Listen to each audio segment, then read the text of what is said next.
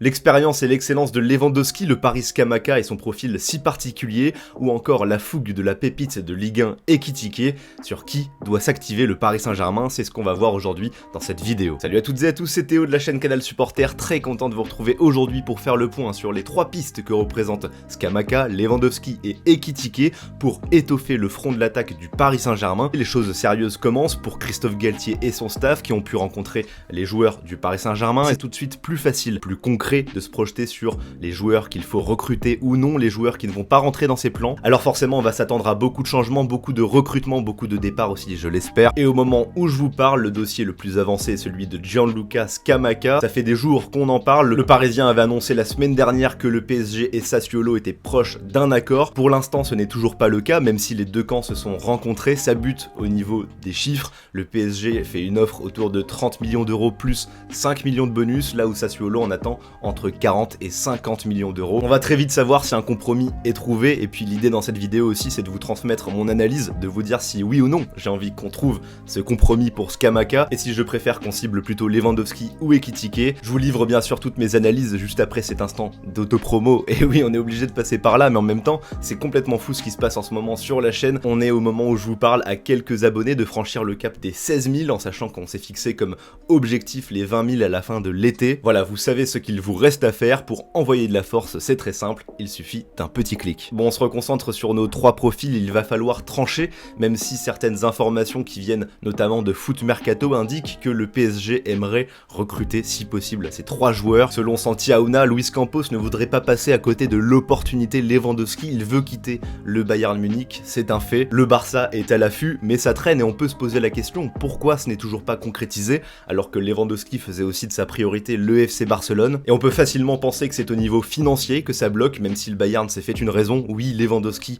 va partir, mais pas à n'importe quel prix. Et c'est à ce moment-là, je pense que le PSG peut entrer en scène et faire une offre légèrement supérieure au FC Barcelone, avec la possibilité donc de convaincre le Bayern Munich et pourquoi pas donc Lewandowski, avec la possibilité, le rêve fou de Luis Campos, c'est ce que nous disent encore une fois Foot Mercato, d'aligner Kylian Mbappé et Lewandowski sur le front de l'attaque. Le problème dans toutes ces informations, c'est qu'on nous indique qu'en plus de Lewandowski, le Paris Saint-Germain voudrait recruter Scamacca aux alentours de 50 millions d'euros pour la rotation. Ça fait déjà très cher pour un remplaçant, mais en plus de ça, on nous indique que le Paris Saint-Germain pourrait cibler un troisième attaquant, du coup Ekitike vous l'aurez compris, pour avoir le profil d'un jeune joueur prometteur de Ligue 1 qui serait promis à de grandes choses sur le long terme. Bon alors déjà, première problématique assez évidente dans cette perspective, si tu recrutes ces trois joueurs, c'est 150 millions d'euros environ. Lewandowski, je n'ose même pas imaginer quel salaire il pourrait demander au Paris Saint-Germain, en sachant que tout ça, ce n'est pas une priorité pour le Paris Saint-Germain, qui n'a toujours pas vendu, toujours pas dégraissé en attaque, et qui a déjà misé 40 millions sur Nuno Mendes, 40 millions sur Vitinha, qui s'apprête à mettre 70 millions pour Skriniar. Il y a peut-être aussi une urgence du côté du milieu de terrain, aller chercher un joueur avec un petit peu plus de gabarit, que aussi Renato Sanchez dans les tuyaux. Bref, tout ça me paraît assez invraisemblable. Il faut vraiment cibler les profils prioritaires et il ne faut surtout pas s'éparpiller tant qu'on n'a pas vendu le moindre indésirable de l'effectif. Je me contenterai, et c'est déjà pas mal, de recruter un de ces trois joueurs en fonction aussi des départs. Pour ce qui est de Lewandowski, pour moi ça va être très vite réglé. Tant que Neymar est toujours au club, je ne peux même pas envisager la possibilité de recruter Lewandowski. Ça ferait beaucoup trop de gros salaires accumulés, et dans tous les cas, regardez, au niveau des places de titulaires, ça nous donnerait donc un tandem Lewandowski-Mbappé en pointe. Et puis juste derrière, tu dois trancher entre Messi et Neymar. Bon, bien sûr, c'est un luxe d'avoir ce genre de dilemme, mais vous le savez, au PSG, et puis de façon générale, une concurrence entre de tels égaux, ce n'est jamais sain. Après, dans le cas de figure où Neymar s'en irait, ce que je ne crois pas du tout, eh bien ça libérerait du coup une place, potentiellement aussi une masse salariale pour Lewandowski. Après, pour me convaincre sur ce dossier, tout dépendrait du contrat proposé, 2 ans plus 1 en option si ça se passe bien, pourquoi pas. Ça reste évidemment un buteur référence, extrêmement sérieux sur son hygiène de vie, il met le foot au premier plan et ça se ressent. C'est un joueur qui pour moi a encore 3 ans au top niveau, et son top niveau, forcément il est exceptionnel. Donc forcément c'est dur de refuser ce genre de profil extrêmement complet, qui ne va pas se contenter de finir les actions et qui pourtant marque énormément de buts de la tête, en reprise de volée, en une touche, en 2 touches, en dehors de la surface, bref il est monstrueux. Tout dépend aussi pour moi du départ ou non de Neymar, donc pour moi le dossier Lewandowski très peu probable, beaucoup moins que ceux de Ekitike et Scamacca. Tous les deux sont de très grands joueurs par la taille, j'espère qu'ils le deviendront par le talent, en tout cas ils sont très bien disposés à le devenir, ils ont un fort potentiel, 21 ans pour Ekitike Ekitike, 23 ans pour Scamacca. Le potentiel, ça a un prix, donc rapidement tu vas chiffrer à plus de 30 millions d'euros,